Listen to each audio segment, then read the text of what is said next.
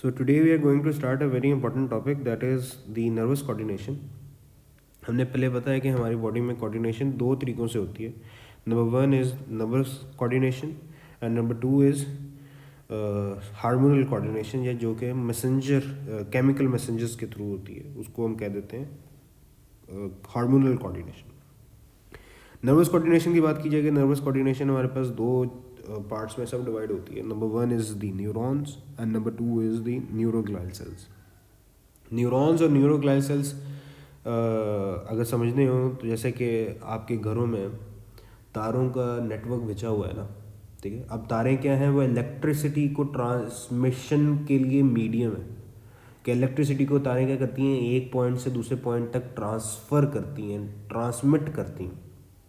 ऐसी है ना, आपकी बॉडी के अंदर भी तारों का नेटवर्क बिछा हुआ है. उस तारों का नेटवर्क आपकी बॉडी में, उसको कह देते हैं हम न्यूरॉन्स, ठीक है. वो न्यूरॉन्स क्या करते हैं, आपकी बॉडी जैसे कि तारें एक पॉइंट से दूसरे पॉइंट तक इलेक्ट्रिसिटी को ट्रांसमिट करती हैं, आपके न्यूरॉन्स इलेक्ट्रिक सिग्नल्स को एक पॉइंट से रिसेप्टर से लेकर इफेक्टर्स तक क्या करते हैं, ट्रांसफ़र करते हैं, ट्रांसमिट करते हैं उस इलेक्ट्रिक सिग्नल को, उस इलेक्ट्रिक इम्पल्स को, ठीक. और न्यूरोग्लाइल सेल्स, इसकी एग्जांपल भी वायर से ही ले लो. घर की जो आपके घरों के अंदर वायर बिछी हुई है, वायर जो है वो इलेक्ट्रिसिटी को, जो वायर के दरमियान में मेटल होता है वो इलेक्ट्रिसिटी को ट्रांसफ़र करता है, ठीक है. जो उसके बाहर जो उसकी प्लास्टिक की कोटिंग होती है, प्लास्टिक की एक लेयर बिछी हुई होती है, वो उस प्लास्टिक से इलेक्ट्रिक सिग्नल नहीं पास आउट करते. इलेक्ट्रिसिटी उस प्लास्टिक से नहीं से ट्रांसफ़र होती, ठीक है. इसलिए आप जैसे ही तार को हाथ लगाते हो तो ऊपर प्लास्टिक होता है तो आपको करंट नहीं लगता. तो इन अदर वर्ड कि वो प्लास्टिक जो है वो नॉन एक्साइटेबल थिंग है एक वायर की. इसी तरीके से अब दोबारा आ जाओ बॉडी में न्यूरॉन्स जो कि इलेक्ट्रिक सिग्नल को ट्रांसमिट करते हैं, वो एक्साइटेबल सेल्स होते हैं, वो ही इलेक्ट्रिक सिग्नल को पास आउट करते हैं. उन्हीं से इलेक्ट्रिक सिग्नल पास होता है, उन्हीं से एक्शन पोटेंशियल जो है वो पास आउट होता है. जबकि न्यूरोग्लाइल सेल्स, या जिन्हें हम ग्लाइल सेल्स कहते हैं, वो नॉन एक्साइटेबल सेल्स होते हैं, उनसे इलेक्ट्रिक सिग्नल पास नहीं होता, ठीक है. उनसे इलेक्ट्रिक इम्पल्स पास आउट नहीं होते. अच्छा, इलेक्ट्रिक सिग्नल पास आउट नहीं होते, फिर उनका फंक्शन क्या है? उनका फंक्शन हमारे पास क्या है, कौन कौन से हैं? उसका फंक्शन हमारे पास नंबर वन आ जाएगा फैगोसाइटिक या ट्रॉफिक फंक्शन है. Number two separation between the two neurons में. और नंबर थ्री नॉरिशमेंट प्रोवाइड करते हैं, प्रोटेक्शन प्रोवाइड करते हैं, सपोर्ट प्रोवाइड करते हैं नर्वस सिस्टम में.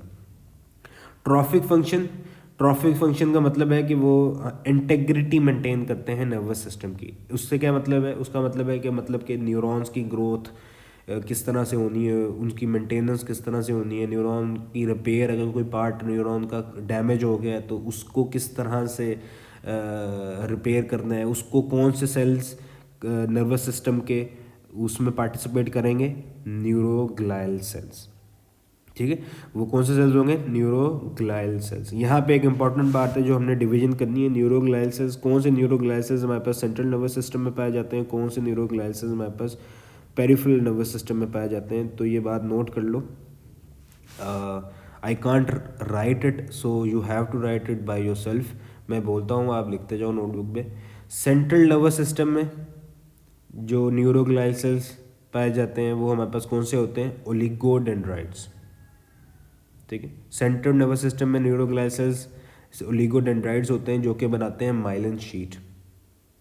और दूसरे न्यूरोग्लाइल सेल्स होते हैं एपेंडमल सेल्स जो कि हमारे पास बनाते हैं सेरिब्रोस्पाइनल फ्लूइड, CSF, जो कि ब्रेन में हम मज़ीद पढ़ेंगे. जबकि आउटसाइड CNS से बात की जाए, पेरिफेरल नर्वस सिस्टम की बात की जाए, तो वो हमारे कौन से सेल्स हमारे पास माइलिन शीट बनाते हैं, वो होते हैं श्वान सेल्स. तो यहाँ पे एक बहुत ही इंपॉर्टेंट MCQs हमने डिस्कस कर लिया कि सेंट्रल नर्वस सिस्टम में कौन से सेल्स माइलिन शीट बनाते हैं, ओलिगोडेंड्राइट्स. जबकि पेरिफेरल नर्वस सिस्टम में या आउटसाइड CNS कौन से सेल्स हैं माइलिन शीट जो माइलिन शीट बनाते हैं, वो कौन से हो गए, श्वान सेल्स. अब ये माइलिन शीट क्या है, ये हम मज़ीद फिजियोलॉजी में जब हम जाएंगे न्यूरॉन की, तब उसमें हमें समझ आ जाएगी बात इंशाल्लाह. आगे MCQs के लिए बात है कि जो इम्पोर्टेंट है कि न्यूरोग्लाइल सेल्स या ग्लाइल सेल्स ना डू डिवाइड, मतलब कि जो माइलिन शीट है वो डिवीजन कर सकती है, वो माइटोसिस कर सकती है. जबकि neurons once mature do not divide. ये बहुत इंपॉर्टेंट बात है, हमने सेल साइकिल में भी पढ़ी थी। सेल साइकिल में हमने एफएससी में क्या पढ़ा था कि कुछ कभी कभार जो सेल है वो किस में चला जाता है, जी नॉट फेज में चला जाता है, जिसमें वो डिवाइड नहीं करता और हमेशा उसी फेज में ही रहता है अपने पूरी लाइफ टाइम में, और जी नॉट फेज में। अब न्यूरॉन्स जी नॉट फेज में क्या चलते हैं, क्या न्यूरॉन जी नॉट फेज में होते हैं, ठीक है। अब न्यूरॉन्स क्यों नहीं मेच्योर डिवाइड करते या माइटोसिस करते, क्योंकि न्यूरॉन्स के पास सेंट्रियोल्स नहीं होते। फिजियोलॉजी में भी हमने बात ये पढ़नी है कि न्यूरॉन्स में हमारे पास सेंट्रियोल्स नहीं होते, और सेंट्रियोल्स नहीं है इसका मतलब स्पिंडल फाइबर्स नहीं बनेंगे। स्पिंडल फाइबर्स नहीं बनेंगे तो न्यूरो सेल्स क्रोमोसोम की सेग्रीगेशन नहीं होगी और सेल डिवाइड नहीं करेगा या माइटोसिस ही नहीं होगी। दूसरा, नर्वस सिस्टम के लिए इंपॉर्टेंट एमसीक्यूज जो हमें हमने किंगडम एनिमलिया में भी पढ़ा था, यहाँ पे रिवीजन हो रही है हमारी कि एक्टोडर्म हमारे पास वो जनरल लेयर है जो नर्वस सिस्टम और इंटेगुमेंट्री सिस्टम जैसे स्किन को बनाता है। स्किन मतलब कि largest organ of the human body. तो अगर एमसीक्यूज इस तरीके से भी आ जाए कि which of the following germinal layer produces the largest organ of the human body, तो वो कौन सा होगा, एक्टोडर्म। और नर्वस सिस्टम भी कहाँ से बनता है, एक्टोडर्म से। अच्छा, components of nervous system. Components of nervous system में बात करें तो सबसे पहले तो हमारे पास जो स्टिमुलस होता है ना, स्टिमुलस इज एनी चेंज। आप किसी चीज़ के ऊपर हाथ लगाते हो, ठीक है। फॉर एग्जांपल आपने एक सरफेस के ऊपर हाथ लगाया, आपने हाथ लगाया, वो सिग्नल है, वो एक स्टिमुलस है। वो स्टिमुलस को रिसीव कौन करता है, वो आपने हाथ रखा अपने किसी भी चीज़ के ऊपर, उसकी सरफेस के ऊपर, वो रिसीव करता है रिसेप्टर्स हमारे पास, या सेंसरी ऑर्गन्स भी जिसको हम कहते हैं। या रिसेप्टर्स के बारे में भी हमने मज़ीद बात पढ़नी है कि रिसेप्टर्स आखिरकार हैं क्या है। तो आपने किसी चीज़ पे हाथ रखा, वो हाथ आपने जो रखा वो एक स्टिमुलस है, उसको रिसीव कौन करेगा, उसको सेंस कौन करेगा, उसको हो गए रिसेप्टर्स। वो रिसेप्टर्स क्या करते हैं, ये जो सिग्नल है इसको ट्रांसफ़र करते हैं न्यूरॉन्स को, न्यूरॉन्स, ठीक है। न्यूरॉन्स हमारे पास डिवीजन होती है, सेंसरी न्यूरॉन, रेले न्यूरॉन, मोटर न्यूरॉन, वो हमने न्यूरॉन्स के टॉपिक में जाके पढ़ना। तो वो रिसेप्टर से सिग्नल जाता है किसमें, न्यूरॉन्स में। न्यूरॉन से वो सिग्नल जाता है कहाँ पे, इफेक्टर्स के थ्रू। इफेक्टर्स कौन से होते हैं, हमारे पास मसल्स हो सकते हैं, जो कि जैसे कि आप अपने हाथ आग की तरफ लेके जा रहे हो और आप अपना हाथ पीछे कर लोगे मसल्स के थ्रू, कंट्रैक्शन होगी मसल की। या ग्लैंड, जैसे कि आपकी ब्लड के अंदर कैल्शियम का लेवल, कैल्शियम का लेवल कम होता जा रहा है। It's not calcium, it's calcium. तो कैल्शियम का लेवल आपके ब्लड के अंदर कम होता जा रहा है, तो वो कैल्शियम के लेवल को कम जो हो रहा है वो एक स्टिमुलस है, ठीक है। उसको रिसेप्टर्स ने क्या किया, सेंस किया, उसको डिटेक्ट किया, वो सिग्नल गया आपके न्यूरॉन्स से, न्यूरॉन्स के थ्रू गया ग्लैंड में। ग्लैंड था इन दिस केस, कैल्शियम वाले केस में ग्लैंड आपका पास, आपका थायराइड ग्लैंड भी हो सकता है, ठीक है, या फिर तो आपका पैराथॉर्मोन भी हो सकते हैं, जो हमने हार्मोनल कोऑर्डिनेशन में हमने पढ़ना है आगे। वो क्या करेंगे कि कैल्शियम के लेवल को दोबारा मेंटेन करेंगे। अच्छा, स्टिमुलस हमने बात कर रहे हैं, स्टिमुलस इज एनी चेंज, कोई भी चेंज है उसको रिसेप्ट कौन करेगा, रिसेप्टर्स। रिसेप्टर्स उसको उस इम्पल्स को देते हैं न्यूरॉन्स को, न्यूरॉन्स उस रिसेप्टर्स को उस इम्पल्स को देते हैं किसमें, इफेक्टर्स में। और इफेक्टर्स हमारे पास रिस्पॉन्स शो करते हैं, वो रिस्पॉन्स जो भी उस एक्शंस के थ्रू मोस्ट अप्रोप्रिएट होता है, जो कि वॉलंटरी भी हो सकता है, इनवॉलंटरी भी हो सकता है। वो हमने रिफ्लेक्स एक्शन में हम पढ़ेंगे कि इनवॉलंटरी में क्या होता है या इनवॉलंटरी, और इनवॉलंटरी में क्या होता है, क्या रिस्पॉन्स में क्या डिफरेंस होता है। यहाँ पे एक बात जो इंपॉर्टेंट लिखी हुई है, एफेरेंट और इफेरेंट नर्व पाथवे।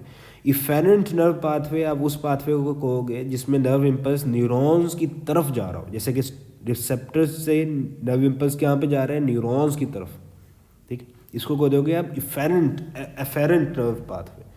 जबकि अगर न्यूरॉन्स से दूर जा रहा हो नर्व इम्पल्स, जैसे कि इफेक्टर से दूर जा रहा है इफेक्टर्स तक, न्यूरॉन से दूर जा रहा है ना, उसको कह दोगे आप इफेरेंट नर्व पाथवे। तो ये बात भी इंपॉर्टेंट है एमसीक्यूज के लिए। आगे रिसेप्टर्स हमारे पास क्या होते हैं, रिसेप्टर्स हमारे पास होते हैं बेसिकली, रिसेप्टर्स को हमने नाम जो सेकंड नाम होता है वो हमारे पास किसका होता है, ट्रांसड्यूसर्स का। अब हमने ना बारी बारी इन सबको पढ़ना है, ठीक है। हमने कंपोनेंट्स पढ़े हैं नर्वस सिस्टम के। कंपोनेंट्स में हमारे पास पहले नंबर पे आता है receptors. For example let's say आप आजकल सर्दियों में आपने अपना हाथ आग के ऊपर सेक रहे हो, गर्म कर रहे हो, ठीक है। अब वो एक स्टिमुलस है, ये टेम्परेचर, उसको कौन सबसे पहला कंपोनेंट है जो उसको रिसीव करेगा, उसका वेलकम करेगा, उसको कौन सा होगा? वो होगा रिसेप्टर्स, ठीक है। अब वो रिसेप्टर्स को दूसरा नाम होता है ट्रांसड्यूसर्स। ट्रांसड्यूसर फिजिक्स की टर्म है। ट्रांसड्यूसर का मतलब होता है कि anything that convert one form of energy into another form of energy. जैसे कि फॉर एग्जांपल आप आग को देख रहे हो ना, आग को आप देख रहे हो कि आग किस वजह से देख रहे हो? लाइट की वजह से, ठीक है। आपकी आंखें क्या करती हैं? उसी लाइट क्या है? एनर्जी है, फोटोन। उस लाइट एनर्जी को कन्वर्ट करती है इलेक्ट्रिक सिग्नल में, इलेक्ट्रिक इम्पल्सेस में। तो ट्रांसड्यूसर्स का भी यही काम होता है कि वो एक एनर्जी की फॉर्म को दूसरी एनर्जी की फॉर्म में क्या करते हैं? कन्वर्ट करते हैं। तो आपकी आंखों में ये काम किसने किया है? रिसेप्टर्स ने। तो रिसेप्टर्स को हम क्या कह देते हैं? ट्रांसड्यूसर्स का भी। अच्छा, रिसेप्टर्स कौन से क्या हो चीज़ें हो सकती हैं? रिसेप्टर कोई सेल भी हो सकता है, न्यूरॉन एंडिंग भी हो सकती हैं, या ऑर्गन्स भी हो सकते हैं हमारे पास।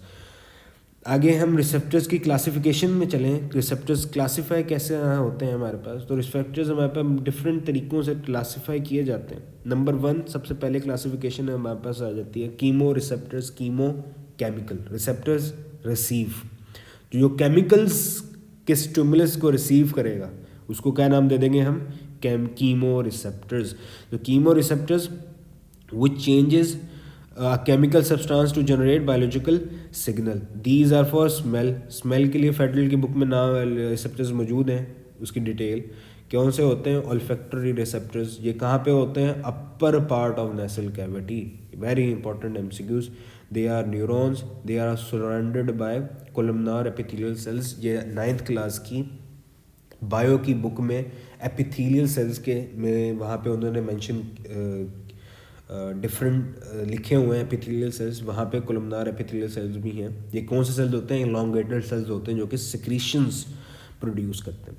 अच्छा, नंबर 3, ये जो इसमें जो केमिकल्स आता है जो इन कीमो रिसेप्टर्स में, जो स्मेल के लिए जो कौन से रिसेप्टर्स होते हैं? Olfactory receptors. इसमें जो केमिकल्स आते हैं वो इन द फॉर्म होते हैं गैसेस में। फॉर एग्जांपल आपकी मम्मा ने बिरयानी बनाई, आप आग सेक रहे थे गर्मी में, अपने हाथ गर्म कर रहे थे, मम्मा ने आपको बिरयानी ला के दे दी गर्मा गर्म।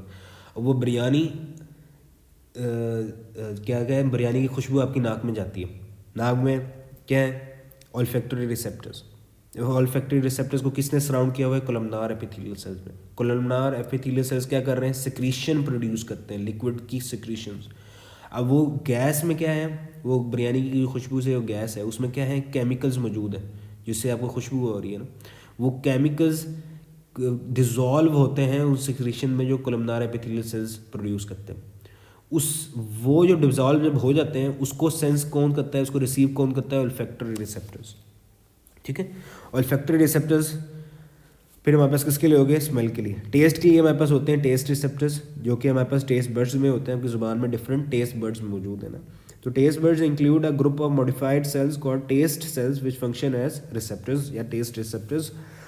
और हमारी ज़ुबान में 4 प्राइमरी टेस्ट की सेंसेशन के लिए हमारे पास टेस्ट बर्ड्स होते हैं, 4 डिफरेंट। स्वीट टेस्ट के लिए, सावर टेस्ट के लिए, सॉल्टी टेस्ट या बिटर टेस्ट के लिए। इनकी लोकेशन आपने देखनी हो तो गूगल कर लेना, the location of different taste buds on our tongue. आ जाएगा कि कौन सा टेस्ट बर्ड स्वीट के लिए जो टेस्ट बर्ड है वो आपकी टंग में कहाँ है, टिप में मौजूद है, वगैरह वगैरह। You can just Google it out. This is not very important for location क्या है टेस्ट बर्ड की, वो इंपॉर्टेंट नहीं है MCAT के लिए। अच्छा, फिर जो स्मेल के लिए हो गए कीमो रिसेप्टर्स, टेस्ट के लिए हो गए ब्लड में क्या किसकी कौन से केमिकल स्टिमुलस को ये कर सकते हैं डिटेक्ट? कार्बन डाइऑक्साइड की कंसनट्रेशन को डिटेक्ट कर सकते हैं, ऑक्सीजन की कंसनट्रेशन, ग्लूकोज, अमाइनो एसिड या फैटी एसिड्स। अच्छा, ये कीमो रिसेप्टर की लोकेशन क्या है हमारे पास?